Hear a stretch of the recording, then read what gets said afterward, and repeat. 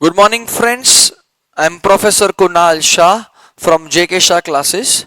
I'm over here to present a topic upon Companies Act 2013, chapter called as Registration of Charge. The provision of this chapter, that is registration of charge, is given under chapter number 6. The provision of this chapter, that is registration of charge, is given under chapter number 6 of Companies Act 2013. Companies act के अंदर total कितना sections है? 470. ये 470 sections को 29 chapters में divide किया गया है. And there are total 7 schedules inside Companies Act 2013. Out of these 29 chapters, chapter number 6 deals with registration of charge. The provision of this chapter starts from section number 77. It starts from section number 77 and it goes all the way to section number 87. The provisions of this chapter starts from section number 77 and it goes all the way to section number 87. The very first thing over here, registration of charge. What is a charge? What is a charge? Charge का मतलब क्या होता है? Charge का मतलब होता है it is a kind of a security given by the company in order to secure some loans. Kind of a security given by a company in order to secure certain loans. जब भी company loan लेता है, पैसा मांगता है, that पैसा is nothing but liability for the company. Company ने जिसके पास से पैसा लिया है, that persons जिसने लोन दिया है are the creditors of the company. अब आप ही सोचिए कि जब भी मैं वर्ड यूज करूं क्रेडिटर्स, तो can I say creditors are of two types. जब भी मैं वर्ड यूज करूं क्रेडिटर्स, तो can I say creditors are of two types. The creditors can either be a secured creditors or the creditors can either be unsecured creditors. So creditors are of two types. Secure creditors, unsecured creditors. What do you mean by secure creditors? ये वो creditors है जिनको company ने कोई प्रकार का security दिया है. बट ये वो क्रेडिटर्स है जिनको कंपनी ने कोई भी प्रकार का सिक्योरिटी देना नहीं है. If the company is not able to make payments to these creditors, will they be a crybaby? No. Will they be steady? No. Will they call their daddy? No. क्या करेंगे? उनको जो भी सिक्योरिटी के नाम पे असेट्स दिया रहेगा, वो लोग वो असेट्स को बेचेंगे, पैसा रिकवर करेंगे, भाग जाएंगे. बट अगर कंपनी ने इनके साथ डिफॉल्ट किया, तो कहने से इनका तो बैंड बच जाएगा. Because they are unsecured creditors. Company ने इनको कोई भी प्रकार का सिक्योरिटी दिया नहीं था. तो when I talk about secured creditors, I am talking about secured creditors. तो सिक्योर क्रेडिटर्स को कंपनी के पास से क्या मिलता है? सिक्योरिटी. कंपनी ने उनको सिक्योरिटी क्यों दिया है? कंपनी ने उनको सिक्योरिटी दिया है in order to secure some kind of loans. मतलब कंपनी ने अपना कोई असेट ये क्रेडिटर्स के पास गिरवी रखा है. प्रैक्टिकल लाइफ में जब आपको लोन चाहिए तो कैनाई से आप एक बैंकर को अप्रोच करते हो. वो बैंकर आपको लोन दे देगा, बट कहने से सामने वो कोई प्रकार का सिक्योरिटी मांगेगा. यस और नो? वो सामने आपके पास से क्या मांगेगा? कोई प्रकार का सिक्योरिटी मांगेगा. तो आप क्या दोगे सिक्योरिटी के नाम पे? आप अपना असेट दे दोगे उसको सिक्योरिटी के नाम पे. तो वैसे ही कंपनी ने अपना कोई असेट गिरवी रख दिया. कंपनी ने अपना असेट गिरवी रखा मतलब कंपनी ने अपने असेट के ऊपर चार्ज क्रिएट किया. ये जो भी चार्ज क्रिएटेड किया जाता है, ये चार्ज होएगा either in a form of a mortgage, या तो ये चार्ज क्रिएट किया रहेगा in a form of a pledge, या तो ये चार्ज क्रिएट किया रहेगा in a form called as hypothecation. ये तीनों का तीन टर्म हम लोग ने प्रीवियस लेक्चर में देखा था under a chapter called as deposits. देख लेना वीडियो एक बार डिपॉजिट्स का, रिवाइज भी हो जाएगा आपका वो पूरा का पूरा चैप्टर। तो ओवर हियर यहां पर जब भी कंपनी चार्ज क्रिएट करता है तो that charge will be always and always created either in the form of a mortgage और in the form of an hypothecation. Company कभी भी प्लेज वाला चीज करता नहीं है, एक्सप्लेन किया मैं उधर, अब चेक कर सकता है। तो दिमाग लगाओ, कंपनी ने अपने क्रेडिटर्स के लिए डैश क्रिएट किया, चार्ज डैश के ऊपर, असेट के ऊपर। नाउ चांसेस आर ब्राइट कि कंपनी एक ही असेट को अलग अलग क्रेडिटर्स के लिए चार्ज पे रखेगा, एक ही असेट को अलग अलग क्रेडिटर्स के लिए चार्ज पे रखेगा, फिर डिफॉल्ट सबके साथ करेगा। तो कहने से सारे के सारे क्रेडिटर्स वो असेट की तरफ चले जाएंगे कि ये असेट मेरा है, ये असेट मेरा है, ये असेट मेरा है, आपस में मारामारी करेंगे। अच्छी बात गंदी बात? बहुत ही गंदी बात।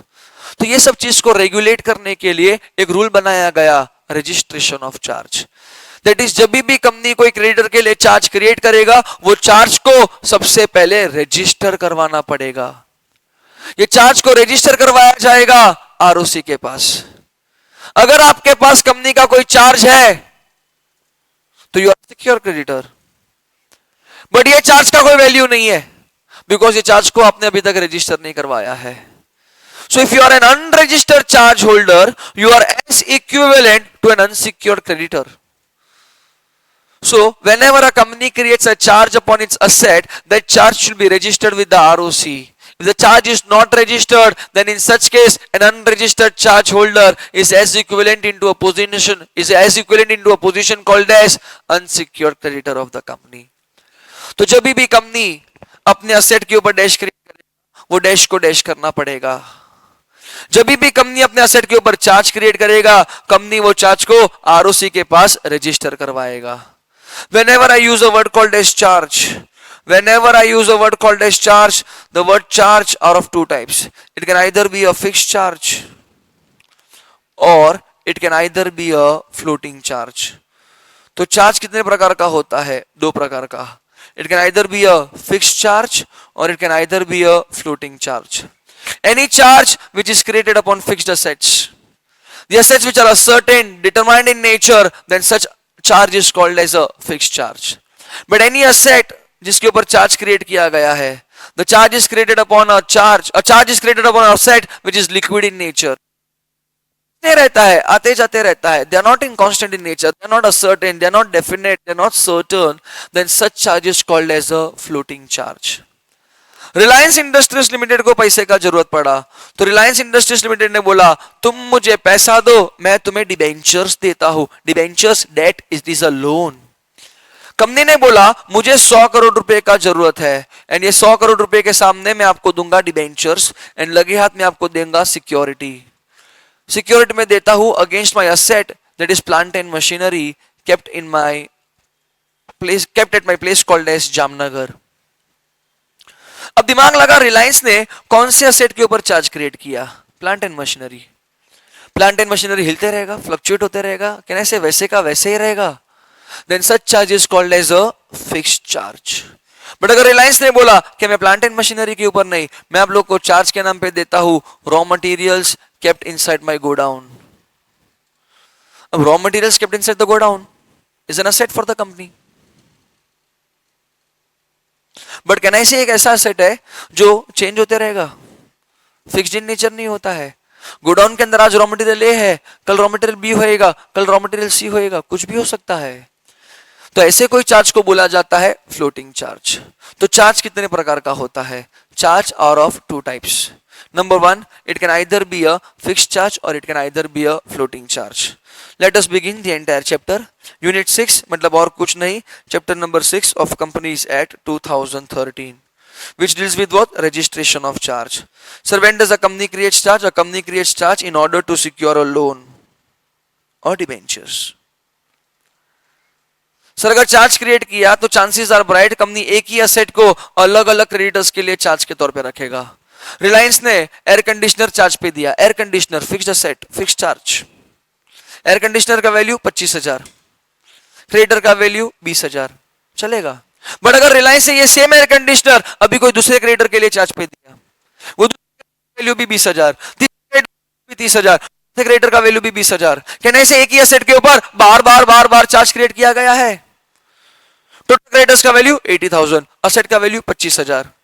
कंपनी ने चारों के साथ डिफॉल्ट, चारों के चार एसी के पास पहुंच गया। एक बोलता है मेरा है, दूसरा बोलता है मेरा है, तीसरा बोलता है मेरा है, चौथा बोलता है मेरा है। क्या ये एयर कंडीशनर का चार्ज टुकड़ा किया जाएगा? नहीं, it's not a cake, you can't cut it. तो कहने से कंपनी ने चारों क्रेडिटर्स के साथ फ्रॉड किया है। तो उसके लिए एक रूल बनाया गया कि जब भी कोई कंपनी अपने क्रेडिटर्स के लिए चार्ज क्रिएट करेगा, वो चार्ज को रजिस्टर करवाएगा। अब रिलायंस ने चार्ज क्रिएट किया एयर कंडीशनर के ऊपर, तो ये एयर कंडीशनर रजिस्टर करवाया क्रेडिटर नंबर 1 के लिए। अब रिलायंस वापस से क्रेडिटर नंबर 2 के पास जाता है, बोलता है लोन दे, एसी देता हूं एज अ सिक्योरिटी। तो क्रेडिटर नंबर 2 क्या बोलेगा? पहले इसको डैश करवा, रजिस्टर करवा। बट क्या रिलायंस ये सेम एयर कंडीशनर को आरओसी के पास जाकर रजिस्टर करवाएगा? नहीं, बिकॉज आरओसी बोलेगा already it is been created as a charge for some other group of creditors, sorry we can't register. Now if it is an unregistered charge, now if it is an unregistered charge for creditor number 2, will creditor number 2 provide any kind of loans to the company? No, कोई loan नहीं देगा वो उसको। तो यहां पर एक chapter उसके लिए बनाया गया called as registration of charge. Charge is a general concept, charge is a very general concept because charge includes mortgage, hypothecation, pledge. But practical life में प्लेज वाला चीज कभी भी कम नहीं करता नहीं है। Charge are of two types. Number one, it can either be a fixed charge, or number two, it can either be a floating charge. Sure? Over here, let us begin our topic called as section number 77, that is filing of particulars of creation of charge. मतलब the time limit for creation of charge. Sir company ने अगर charge create किया है तो कितने time में sir वो charge को रजिस्टर करवाना पड़ेगा? तो लॉ बोलता है जिस दिन चार्ज क्रिएट हुआ उधर से 30 डेज के अंदर जिस दिन चार्ज क्रिएट हुआ उधर से 30 डेज के अंदर the company needs to register that charge. But अगर 30 डेज में चार्ज रजिस्टर नहीं हुआ, the same charge can even get registered within 300 days. Generally the charge should get registered within 30 days. If not, then it can also get registered within 300 days. Let us have an example. Company ने charge create किया on 1st January. तो कहने से from 1st January से लेकर within 30 days the company has to register the charge. But अगर 30 days में charge register नहीं हुआ, the same charge can also get registered even within 300 days from the date of creation of charge. Generally it has to get registered within 30 days, not then it can also get registered within 300 days, जिसका मतलब होता है एक clear cut extension मिला है 270 days का। अगर मुझे चार्ज रजिस्टर करना है तो कंपनी अप्रोच किसको करेगा? आरओसी को। सर आरओसी के पास जाकर कंपनी फोन करेगा या फॉर्म भरेगा? फॉर्म भरेगा। कौन सा फॉर्म भरा जाएगा? यहां पे फॉर्म भरा जाएगा या तो CHG1 या तो CHG9। तो चार्ज को रजिस्टर करने के लिए कौन सा फॉर्म भरा जाता है? या तो CHG1 या तो CHG9। CHG9 किसके लिए है? CHG9 है for case of debentures, that is a charge is getting registered for debentures. It is for any other purpose then it is CHG1, and ये चीज कर देना पड़ेगा within 30 days, if not then within 300 days. कौन सा भी charge हो, whether the charge is created in India or the charge is created outside India, कौन सा भी चार्ज हो, charge created in India or it is created outside India, the charge has to get registered. If it is an oral charge or a written charge, company ने सिर्फ बोल के बोला सिर्फ आप पैसा दो, हमने एसी गिरवी रखा, ये बोला ना, तो ये चीज भी रजिस्टर करवाने। So charge is created whether by oral terms or by written terms, it has to be registered within 30 days. Not then maximum within 300 days. देखो within a period of 30 days. If not, ROC has power to grant extension of time limit not exceeding 300 days. Charge को register करने के लिए form number CHG1, CHG9। CHG9 किसके लिए है? Debentures वालों के लिए है। अगर बाई चांस 300 दिन के बाद भी चार्ज रजिस्टर नहीं हुआ है तो इसके बाद चार्ज रजिस्टर करने का पावर सेंट्रल गवर्नमेंट के पास है। मतलब extension of time limit can be provided only by central government and this is covered under section number 87। करेंगे ना, आज ही करेंगे। देखो ना, ये चैप्टर के अंदर सेक्शन नंबर 87 भी तो आएगा।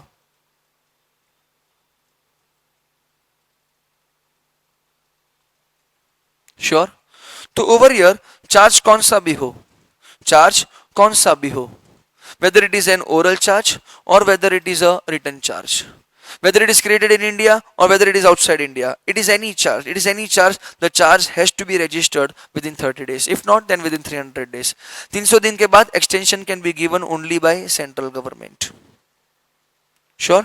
देखो, it is noted that oral charge should also require registration. Are you all sure? पक्का? Over here the next provision. The next provision आता है कि सर अगर by chance company charge register नहीं किया, तो in that case application for registration of charge can be given by any person who is interested in getting the charge registered. See, generally it is the duty of the company to register the charge, but अगर company ने charge register नहीं किया, तो in that case registration of charge can also be done by the interested party. That is, the interested party will approach the ROC. देखिए, the person in whose favor the charge is created may apply to the ROC. तो ROC को समझ में आ गया कि company ने charge create किया but register नहीं किया, तो भी आरओसी सीधा का सीधा कंपनी को नोटिस देगा, ए कंपनी, ए कंपनी, ए कंपनी, तेरा तेरा तेरा क्रेडिटर मेरे पास आया था, बोल रहा था चार्ज क्रिएट हुआ बट रजिस्टर नहीं किया. हाँ, तेरा क्रेडिटर मेरे को बोला चार्ज क्रिएट हुआ बट रजिस्टर नहीं किया, please please please kindly register the charge with in 14 days. मतलब यहां पर आरओसी ने कंपनी को 14 डेज का नोटिस दे दिया चार्ज को रजिस्टर करने के लिए. अगर 14 डेज के अंदर अंदर चार्ज रजिस्टर नहीं हुआ, तो in that case ROC will himself register the charge. That is registration of charge done by ROC at suo motu at its own motion. समझते ये चीज को? Generally it is whose duty to register the charge? Generally it is the duty of the company to approach the ROC for getting the charge registered. But अगर ये चीज नहीं हुआ, तो in that case any person in whose favour the charge is registered, pretty obvious creditors, they will approach the ROC. ROC will give a notice to the company. Company has to reply to ROC within 14 days. अगर 14 days में company ने reply नहीं किया, तो in that case ROC will himself register the charge.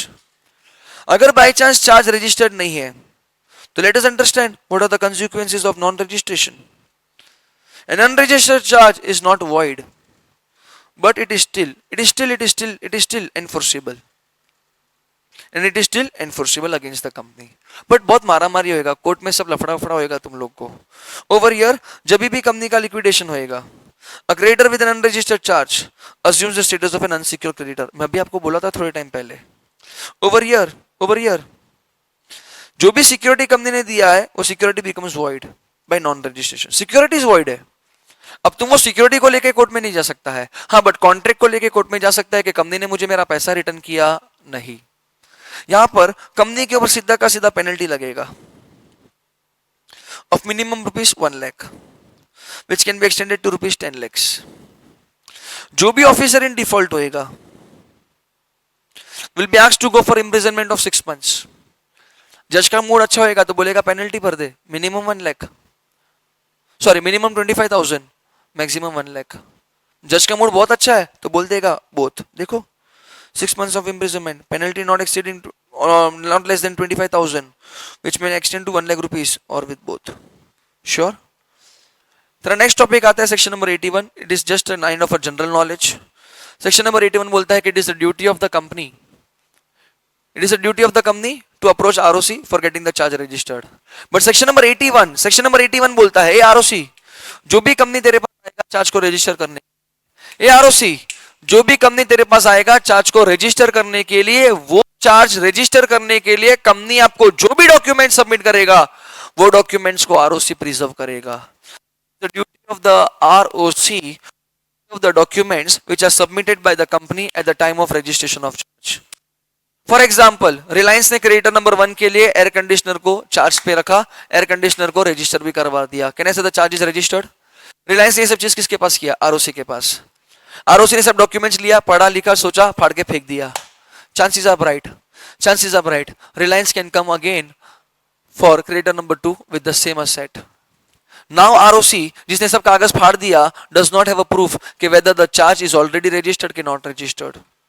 Chances are bright कि company उसी asset के ऊपर वापस से चार्ज क्रिएट करेगा for different set of creditors.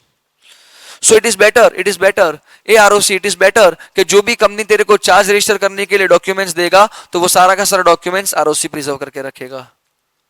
Over here, such documents can also be preserved in electronic mode, and all such documents can be uploaded upon the portal called as MCA21. That MCA21 has been associated with a website called as www.mca.gov.mca21. What is MCA21? MCA21 deals with MCA21 deals with I'm sorry. MCA21 is a portal which means Ministry of Corporate Affairs working in 21st century. Ministry of Corporate Affairs working in 21st century. तो यहाँ पर ROC का duty बन जाएगा to maintain all such documents under the ministry of affairs का portal, and the portal is nothing but MCA21. Sure? Let us move on to the next part, that is section number 82, satisfaction of charge. Satisfaction of charge. सबसे पहले हम लोगों ने charge को create किया, किसके लिए? क्रेडिटर्स के लिए. क्यों? क्योंकि हम लोगों ने क्रेडिटर्स के पास से पैसा लिया था. बट अगर हम लोगों ने क्रेडिटर्स को पैसा रीपे कर दिया तो असेट के ऊपर चार्ज रखने का या निकाल देने का? निकाल देने का. तो चार्ज को निकालना है, then it is a process called as satisfaction of charge. जिस दिन कंपनी ने अपने क्रेडिटर्स को पेमेंट कर दिया, जिस दिन कंपनी ने अपने क्रेडिटर्स को पेमेंट कर दिया, उधर से 30 डेज के अंदर अंदर कंपनी आरओसी के पास जाएगा for a process called as satisfaction of charge. Company ROC को एप्लीकेशन देगा under a form called as CHG4. उसके साथ साथ क्रेडिटर्स का साइन किया हुआ लेटर रहेगा, नो ड्यूज लेटर. मतलब क्रेडिटर लिख के देगा कि अभी हमको ये कंपनी के पास से कोई भी रुपया लेने का बाकी नहीं है. तो आप ये सोचिए सेटिस्फेक्शन ऑफ चार्ज कब होएगा? सेटिस्फेक्शन ऑफ चार्ज तब होएगा जब कंपनी ने अपने क्रेडिटर्स को 100% पेमेंट किया है. बिकॉज अगर क्रेडिटर्स को 100% पेमेंट मिला है तो ही तो creditors no dues letter sign करेगा, तभी तो वो नो ड्यूज लेटर CHG4 के साथ आरओसी के पास सबमिट होएगा, एंड तभी तो कंपनी अपना चार्ज सेटिस्फाई करवा पाएगा. सर बट अगर कंपनी 30 डेज में अप्रोच नहीं कर पाया, कोई बात नहीं. अगर 30 डेज में अप्रोच नहीं कर पाया तो extension is given of another 300 days. मतलब जिस दिन तुम लोग का पेमेंट हो गया है उधर से 300 डेज के अंदर अंदर भी तुम आरओसी के पास जाकर चार्ज सेटिस्फाई करवा सकता है. Generally it should get satisfied within 30 days, if not then even within 300 days. तो एक्सटेंशन कितने का मिला? 270 डेज का, just like your section number 77. ये चीज नया नया आया है. It is was amended on a date called as 3rd January 2018. उसके पहले एक ही प्रोविजन था कि satisfaction should be done with in 30 days. If not, then no extension is provided. If you want extension, approach central government. But अभी recently amendment आके देखिए कि charge को सेटिस्फाई करने का है time limit 30 days from the date when complete payment is made. If not done within 30 days, you can also do it within 300 days. Sure. Sir अगर 300 days में भी नहीं हुआ तो सेंट्रल गवर्नमेंट के पास जाओ, एक्सटेंशन ऑफ टाइम लिमिट मांगने का है, सेक्शन नंबर 87 जो पढ़ने का बाकी है. बट आप सोचो यार, आप सोचो चार्ज सेटिस्फाई भूल जाएगा. Because what will the company feel? The company will feel that, तो कंपनी कभी भी चार्ज को सेटिस्फाई करने को नहीं भूलेगा. Because what will the company feel कि अगर एक बार मैंने मेरा चार्ज सेटिस्फाई कर दिया तो मेरा असेट फ्री हो जाता है, वो सेम असेट अभी मैं कोई दूसरे क्रेडिटर्स के लिए यूज कर सकता हूं. तो generally the charge should get satisfied within 30 days, if not then within 300 days from the date of payment made to the creditors along with a letter called as no dues letter, and this thing will be done under a form called as CHG4. यहाँ पे चीज charge के through पढ़ते हैं. देखो, company shall approach ROC within 30 days from making the payment to the creditors. Within 30 days. However, if you are an IFC, what is IFC? IFSC, International Financial Service Center. उन लोग के लिए 300 days का provision है. जैसे ही company ने ये चीज आरओसी को दे दिया तो आरओसी अभी क्रेडिटर्स को अप्रोच करेगा विद इन 14 डेज कि क्या तुमको तुम्हारा पेमेंट मिल गया. प्रैक्टिकल लाइफ में आरओसी क्रेडिटर्स को पूछने नहीं जाता है. पूछने का अगर मौका है, पूछने का अगर जरूरत है तो क्रेडिटर्स को पूछने जाएगा, वरना नहीं जाएगा. एंड ये सब चीज खत्म करने के बाद ROC will satisfy the charge. Sure? Over here section number 85. Section number 85 deals with companies register of charges. याद करो 81 के अंदर it was the duty of ROC to maintain details. Now under section number 85 it is the duty of the company to maintain a register. Each and every company will maintain a register called as register of registered charges. The company will maintain a register called as register of registered charges, and this register will be maintained by the company at its registered office. Sir ये register of register charges में क्या लिखा जाता है? ये एक ऐसा register है जिसमें डिटेल्स लिखा जाएगा of the charges which are already registered, and ये चीज कंपनी कहां पे प्रिजर्व करेगा? अपने रजिस्टर्ड ऑफिस में. कोई भी कंपनी का मेंबर या कोई भी आउटसाइडर ये रजिस्टर को इंस्पेक्ट कर सकता है, जिसके लिए कंपनी ये रजिस्टर को ओपन रखेगा for inspection for at least 2 hours during the business hours. अगर बाय चांस किसी ने बोला कि मुझे पूरे के पूरे रजिस्टर ऑफ रजिस्टर चार्जेस का कॉपी चाहिए, तो आप वो बंदे के पास से कोई प्रिस्क्राइब फीस ले सकता है. Sure sure. Again this is a kind of a general information which is not so important. The last part that is extension of time limit. Extension of time limit कौन कर सकता है? Extension of time limit can be given only by central government. अगर वो 300 days वाला period भी expire हो गया अंडर सेक्शन नंबर 77 या तो under section number 82 that is extension of charge, तो 300 डेज के बाद भी अगर आपको एक्सटेंशन चाहिए तो extension can be given by central government. But central government ने अपना पावर किसको डेलीगेट कर दिया है? RD that is regional director. Extension कब मिलेगा? जब कंपनी ने प्रूव किया कि उन्होंने चार्ज रजिस्टर नहीं करवाया and it was a matter of accidental, या तो it was due to inadvertence. What is inadvertence? Oversight. या तो कंपनी ने प्रूव किया कि they did not have any intention to prejudice the position of the creditors of the share holders of the company. Prejudice का मतलब होता है कि they did not have an intention to harm the position of the creditors और the position of the share holders. अगर ये तीन चीज कंपनी ने प्रूव किया एंड फिर अगर सेंट्रल गवर्नमेंट को लगा हाँ कि this is just an equitable grounds, central government को लगा हाँ ये कुछ बराबर है, इसको इसको इसको एक्सटेंशन देना चाहिए, तब जाके सेंट्रल गवर्नमेंट आपको एक्सटेंशन देगा. ओवर ईयर एक्सटेंशन मांगने कौन गया? कंपनी. कंपनी खुद जाएगा क्या? नहीं, कंपनी तो किसी को भेजेगा. कंपनी किसी को भेजेगा, बट यहाँ पे अप्लाई कंपनी करेगा under CHG 8. Company being an artificial person, वो खुद सीजी के पास नहीं जाएगा, कंपनी सीजी के पास नहीं जाएगा, कंपनी किसी को भेजेगा.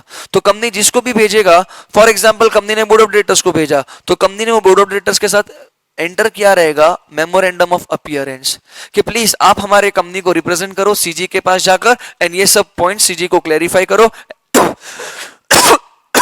I am sorry, and CG के पास से एक्सटेंशन मांगो.